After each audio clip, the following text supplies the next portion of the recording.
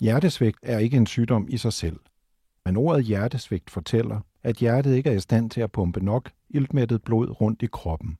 Hjertelægen fortæller om symptomerne.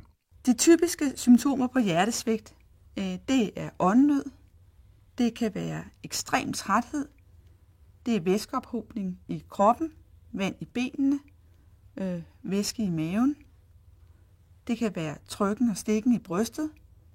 Hvis du mærker nogle af de her symptomer, så er det vigtigt, at du går til din egen læge. Hvis det er nogle symptomer, der opstår akut, for eksempel svære brystsmerter eller svær åndenød, jamen så skal du ringe 112. Man taler om 2 typer hjertesvigt.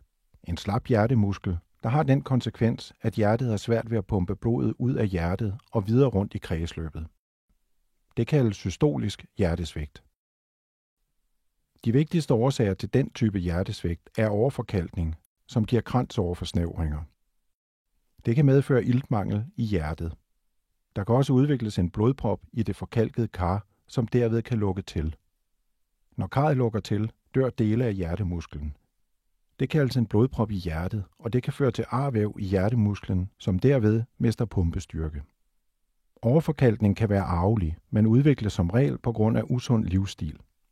Tobak, dårlig kost, mangel på motion, overvægt, sukkersyge, højt kolesterolindhold i blodet, stress og blodtryksforhøjelse. Men hjertesvigt kan også være arvelig eller medfødt, f.eks. på grund af byggefejl i hjertet eller hjertemuskelsvækkelse.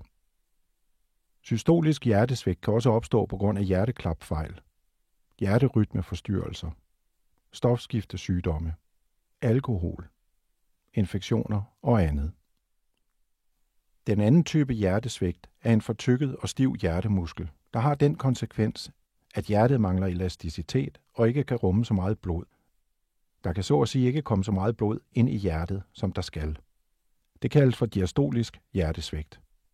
Fortykkelsen af hjertemusklen og stivheden kommer for eksempel af, at hjertet i årevis har skabt et højt blodtryk, eller fordi hjertet har måttet bruge kræfter på at pumpe blodet ud gennem en snæver hjerteklap.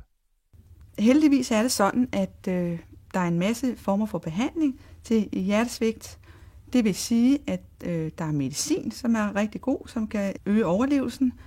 Der er en masse ting, man selv kan gøre med livsstilsændringer og motion, kost. Og endelig så er der nogle patienter med hjertesvigt, som er gavn af forskellige former for kirurgi.